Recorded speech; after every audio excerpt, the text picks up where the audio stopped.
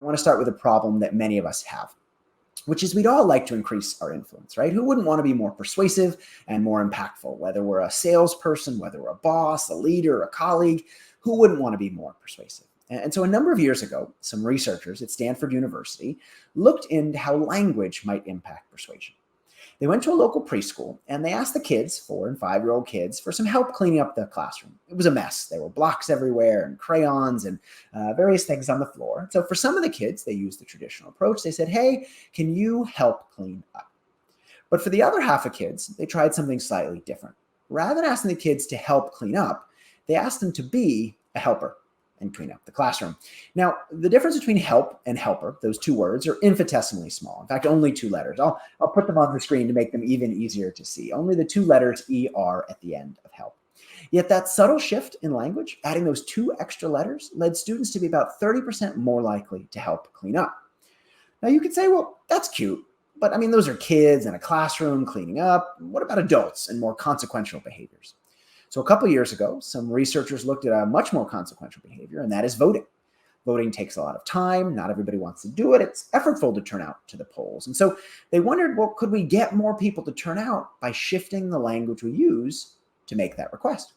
And so for some people, they sent them a note saying, hey, can you please go vote? And for other people, they sent them a very similar note, except rather than ask them to vote, they asked them to be a voter. Now, again, that difference is very small. It's only adding an R at the end of the word vote, yet that subtle shift led to about a 15% increase in the percentage of people who turned out at the polls. And so one deeper question is, well, why? Right? Why did changing from help to helper or vote to voter, why did it increase people's likelihood of ending up helping out? And it turns out both of these things have to do with the language of action and identities. Right? There are a variety of different actions that we can take in a given day. And sure, we know that we should take certain actions. We know that we should help or vote, but we're busy and we don't always have the time to do it. But it turns out what people care about a lot more than actions is desired identities. People want to see themselves favorably. They want to see themselves as smart and competent and efficacious and maybe even a little bit athletic. And depending on the person, they may care about other identities as well. And so what it means then is actions become an opportunity to hold desired identities. If you want to see yourself as athletic, for example, well, maybe go for a run once in a while. And so we're much more likely to take actions if those actions allow us to hold desired identities. And so by turning actions into identities, rather than asking people to vote, by asking them to be a voter, by turning those actions into identities, it made people much more likely to take those actions in the first place. Right? It encouraged people to take the actions to claim those desired identities. Sure, helping is fine, but if I have an opportunity to be a helper, well, now I'm much more likely to help out. Voting is great, but if it gives me an opportunity to show myself and others that I'm a voter, well, now I'm much more likely to do it. And so by turning actions into identities, we can make people more likely to take desired actions. But it's not only on the positive side. Turns out the same thing holds for negative behaviors as well. Losing is bad, but being a loser, well, that's even worse, right? Cheating on a test is certainly bad, but being branded a cheater would be even worse.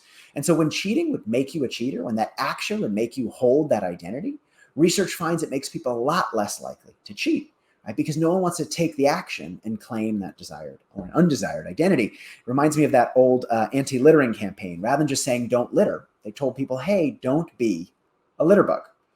I don't know about you, littering sure is bad, but if I was littering would make me a litter bug, now I'm less likely to do it. There, people avoided the undesired actions to avoid claiming those undesired identities. And it turns the same thing even holds for describing people or even for motivating yourself. Imagine for a second, I told you about 2 friends of mine, one who runs and one who is a runner. You had to guess, which of those 2 people do you think runs more often? The person who runs or the person who is a runner? Most of you would probably say, oh, the person who is a runner. It sounds like a part of who they are.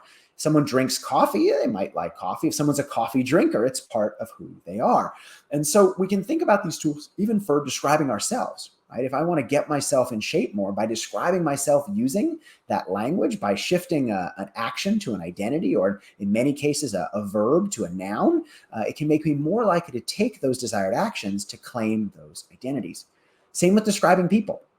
Hardworking, yeah, someone's hardworking. It sounds like they do some hard work once in a while. But if you describe someone as a hard worker, it seems like a much more consistent part of who they are. Same with the creator economy, right? If someone describes someone as creative, or they create, well, they do it once in a while.